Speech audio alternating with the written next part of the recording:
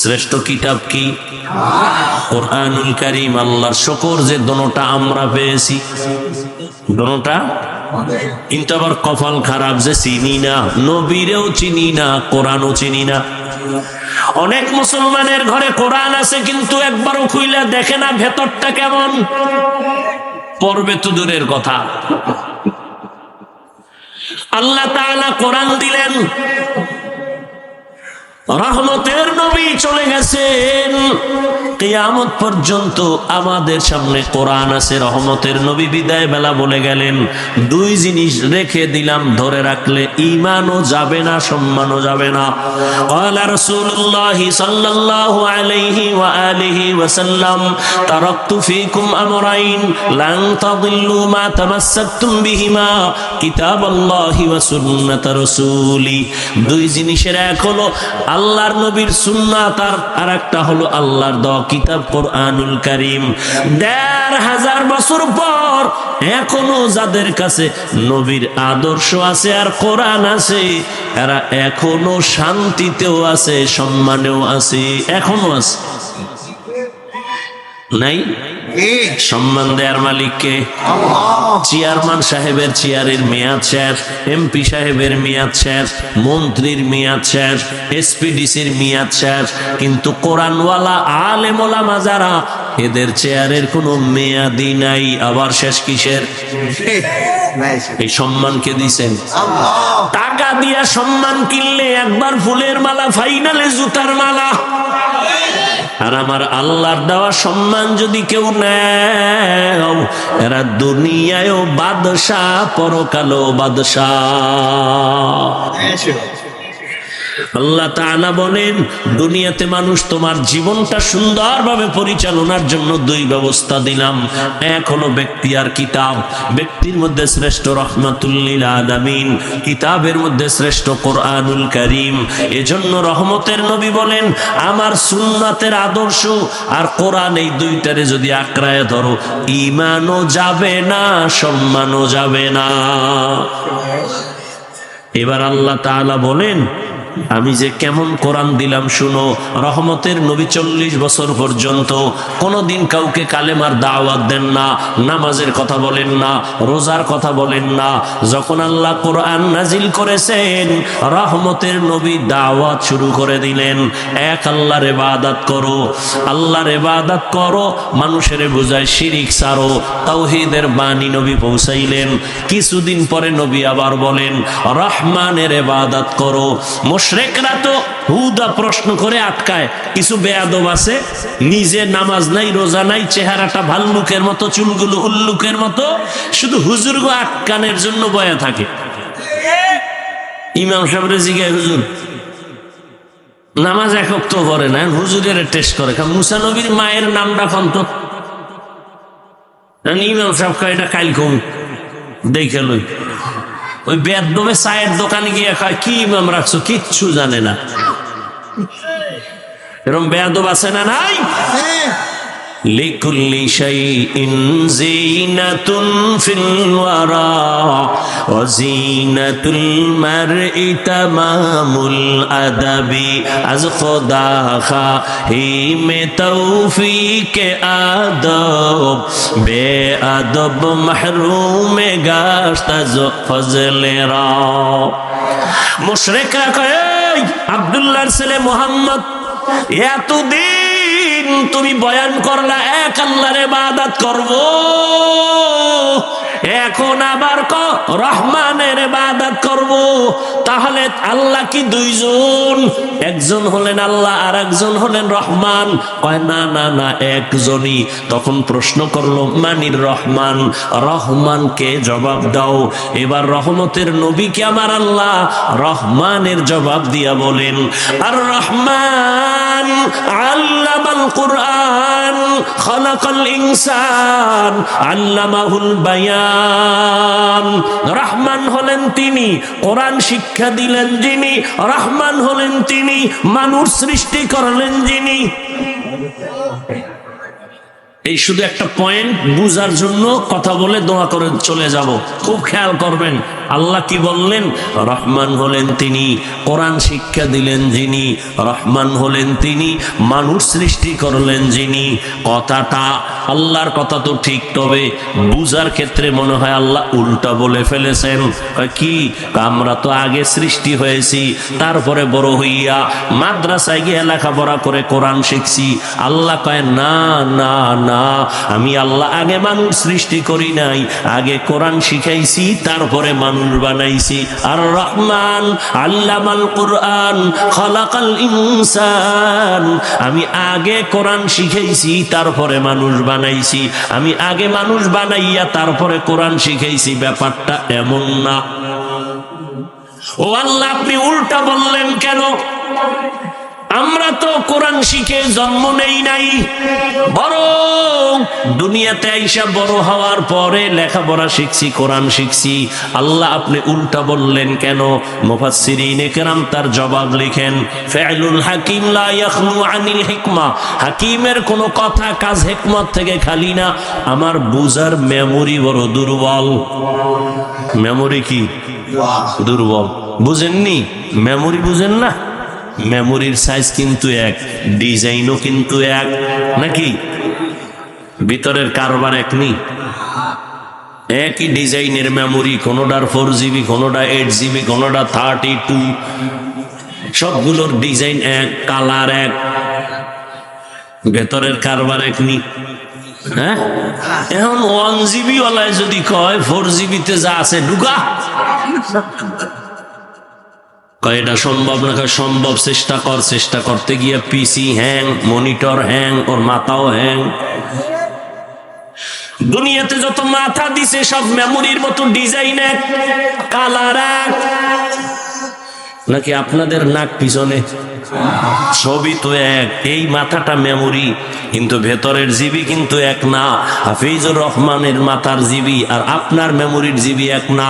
কারো জিবি 1, কারো জিবি 2, কারো জিবি 3, কারো জিবি 4। আবার কিছু মানুষের জিবি আছে হ্যাং হয়ে থাকে।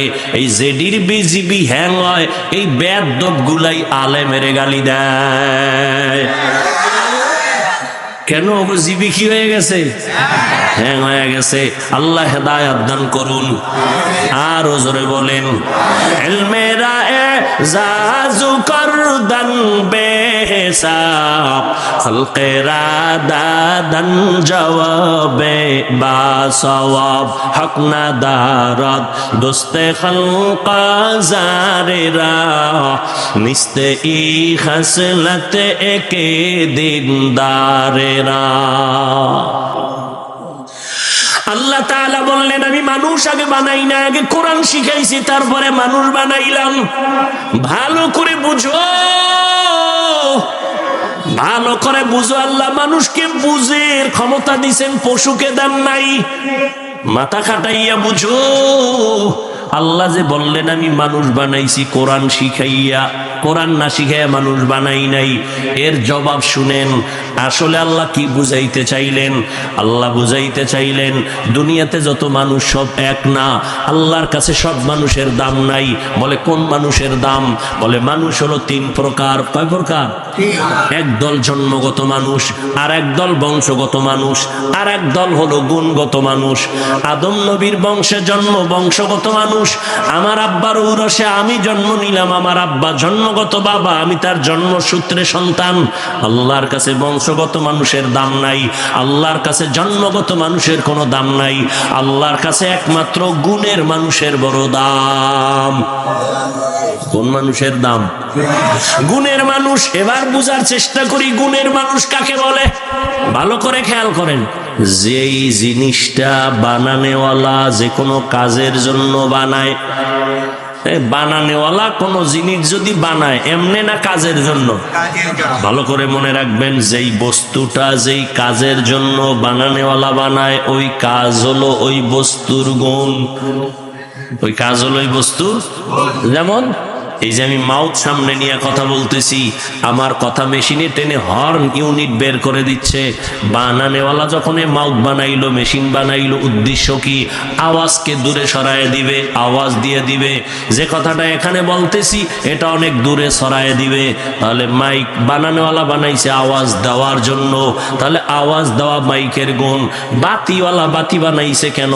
অন্ধকার দূর করে আলো দেওয়ার জন্য, তাহলে আলো দেওয়া বাতির গুণ। ঘড়িওয়ালা ঘড়ি বানাইছে কেন? বলে টাইম ঠিক মতো দেওয়ার জন্য, টাইম দেওয়া ঘড়ির গুণ। পাখাওয়ালা কেন পাখা বানাইছে? বাতাস দেওয়ার জন্য, বাতাস দেয়া হলো পাখার গুণ। বলেন মাইকের গুণ কি? বাতির গুণ কি? পাখার গুণ কি? হ্যাঁ, ভালো করে মনে রাখবেন, যেই বস্তুটা বানানোওয়ালা যেই কাজের জন্য বানায়, ওই কাজ হলো ওই বস্তুর গুণ। এবার ভালো করে খেয়াল করেন, মাইকের গুণ আওয়াজ দেওয়া। যদি আওয়াজ না দেয় সবাই বলবে এটাকে লাথি মেরে ফেলে দাও, এটা গুণের মাইক না। বাতি যদি আলো না দেয় বলে ভেঙ্গে ফেল, এটা গুণের বাতি না।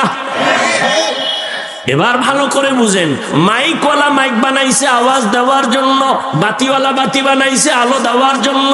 আওয়াজ দেওয়া মাইকের গুণ, আলো দেওয়া বাতির গুণ।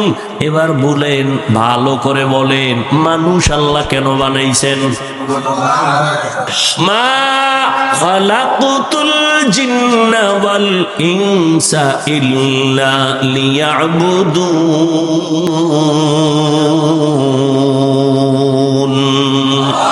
মা খালাকুতুল জিন্না ওয়াল ইনসি বাখা জুজ ইবাদাত নিস্তে মাকসুদ আজ্জাহা। আল্লাহ তাআলা বলেন, আমি মানুষ দুনিয়াতে পাঠাইছি আমার মারিফত অর্জন করার জন্য। লিয়াবুদুনের ব্যাখ্যায় অধিকাংশ মুফাসসিরিনে কেরাম লিখেছেন আয় লিয়ারিফুন। আরাফা ইয়ারিফু থেকে মারিফত, মারিফত মানে আল্লাহর পরিচয় লাভ করা। আল্লাহ মানুষ বানাইছেন আল্লাহর পরিচয় লাভের জন্য, মারিফতের জন্য। তাহলে আল্লাহ ডাইরেক্ট ইবাদত না বাইলা মারিফতের জন্য বানাইছি বললেই তো হয়। ইবাদত কইয়া মারিফত উদ্দেশ্য নিলেন কেন? এর কারণ হলো ইবাদত না কইরা মারিফত অর্জন করা যাবে না। আমগো দেশে একদল ইবাদত ছাড়া চুলে দাড়িতে জট লাগাইয়া আর মারিফতের সম্রাট আছে না নাই? এরা মারিফতের সম্রাট। আল্লাহ কয় না, ইবাদত না কইরা কোনোদিন মারিফত অর্জন করা যাবে না। ইবাদতের মধ্য থেকেই তুমি মারিফত অর্জন করবা। মারিফত এটা দেখা যায় না, কিন্তু বিশ্বাস করা লাগবে, লাগবে না? গাভীর দুধের মধ্যে ঘি আছে, মাখন আসেনি? কথা কন না কেন? এখন আমারে 10 কেজি বা 20 কেজি দুধ একটা পাত্রে এখানে দিলেন। এবার আমি একজনের এই বেটা, এই 20 কেজি দুধের মধ্যে ঘি আছে 1 কেজি, আর মাখন আছে আরো 1 কেজি। এখানে এক বোকা কই, আমি হাত দিয়া দেখ। ও হাত দিয়া ঘুরতে ঘুরতে ওটারে পাগল বানায় ফেলাইছে। 100 টাকা পায় না, দেখাও যায় না, হাত দিয়া খুঁজতেছে তাও পায় না। বলেন, দুধের মধ্যে মাখন আসেনি? দুধের মধ্যে ঘি আসেনি? দেখা যায়? দেখা যায়? শরীয়তের মধ্যে মারিফত দেখা যায় না। কথা বাইর করবা কেমনে? কাম আছে, এমনি পাওয়া যায় না। দুধের মধ্য থেকে ঘি যদি বের করতে চাও, মাখন বের করতে চাও, মেহনত করো। কেমনে মেহনত করবা? তোমার মন মতো করলে হবে না। যারা মেহনত কইরা কইরা বের করছে তাদের থেকে শিখা নাও। ওই লাইনের বয়ান আমি আজকে করব না। শরীয়তের মধ্যে মারিফত কই দেখা যায় না, বের করো। বলে কেমনে বের করবো? কয় মুজাহাদা করো, মুরাকাবা করো, মুশাহাদা করো। কয় কেমনে? কয় যারা কইরা কইরা কইরা কইরা মারিফত অর্জন করছে তাদের থেকে পরামর্শ নাও। তাহলে মানুষ বানানোর কারণ কি? ইবাদত। মানুষ বানানোর কারণ কি? তাহলে যেই বস্তু যেই জিনিসের জন্য বানায়, যেই কাজের জন্য বানায়, ওই কাজ হলো ওই জিনিসের গুণ। মানুষ বানাইছেন ইবাদতের জন্য। বলেন মানুষের গুণ কি? ইবাদত। খুব সংক্ষেপ, মানুষের গুণ হলো ইবাদত। এখন ইবাদত যে করব, এটা কি মন গড়া? নেতার কথায়, ডাক্তারের কথায়, ইবাদত হবে আল্লাহর জন্য একমাত্র মদিনাওয়ালা নবীর আদর্শ মতে। আর কারো আদর্শ মানা, বলেন আর কারো আদর্শ মানা? কেন কেন? দুনিয়ার সবার আদর্শ নাপাক, একমাত্র মদিনাওয়ালা নবীর আদর্শই হলো পাক। অতএব মদিনার নবীর আদর্শ অনুযায়ী নামাজ, নবীর আদর্শ মতো ব্যবসা করো ইবাদত, নবীর আদর্শে তুমি পানি পান করো ইবাদত, নবীর আদর্শে জুতা পরো ইবাদত, নবীর আদর্শে তুমি চাকরি করো ইবাদত। আর নবীর আদর্শ বাদ দিয়ে নামাজ পড়বা কাজে লাগবে না, নবীর আদর্শ বাদ দিয়ে যাকাত দিবা সওয়াব হবে না। যেখানে নবীর আদর্শ নাই ও ইবাদত হবে না। তাহলে মানুষের গুণ হলো ইবাদত। নিয়ম জানার জন্য লাগবে কি? কোরআন। মন গড়া করা যাবে না। নবীর আদর্শ মেনে ইবাদত করো। বলে আদর্শ কই পাই? বলে কোরআন হাদিসে আছে। যাও, আমি তো, আমার আব্বাও কোরআন পড়তে পারে না, আমিও পারি না, উপায় কি? বলে কোরআন হাদিস যারা পারে এরা হলো উলামায়ে আহলে হক, এদের কাছে যাও, যাইয়া কোরআন শিখো, নিয়ম শিখা, এরপরে ইবাদত করিয়া গুণের মানুষ হইয়া যাও। এই দিকে ইঙ্গিত করে আল্লাহ কয়, আমি আগে কোরআন শিখাইছি, তারপরে মানুষ বানাইছি। অর্থাৎ আলেমের কাছে যাইয়া ইবাদতের নিয়ম শিখিয়া যারা ইবাদত করবে তারা গুণের মানুষ, আর গুণের মানুষের আমি আল্লাহ বিনা হিসাবে জান্নাত দিয়ে দিব। তাহলে মানুষের গুণ ইবাদত, ইবাদত শিখতে হলে লাগবে কোরআন, কোরআন বুঝতে হলে লাগবে উলামায়ে কেরাম। নাকি নবীজি আসবেন দিনাজপুরে? আসবেন? কিয়ামতের আগে আসবেন? আবু বকর, ওমর, ওসমান, আলী আসবেন? বড় বড় কোন ইমাম আসবেন? ইমাম বুখারী, তিরমিজি, আবু হানিফা? তা কোরআন শিখবেন কোথার থেকে? উলামায়ে কেরাম থেকে। তাদের থেকে শিখা ইবাদতের নিয়ম জানবেন। তাহলে আল্লাহ একথা বুঝাইছেন, আমি আগে কোরআন শিখায়া মানুষ বানাইছি। অর্থাৎ যারা কোরআন শিখে ইবাদতের নিয়ম যাই না ইবাদত করবে তারা মানুষ, গুণের মানুষ। আল্লাহ এদিকে ইঙ্গিত করে আল্লাহ বলেন, আমি মানুষ বানাই নাই, আগে কোরআন শিখেছি। অর্থাৎ গুণের মানুষ হতে হলে কোরআন বুঝা ইবাদত করলে সে গুণের মানুষ।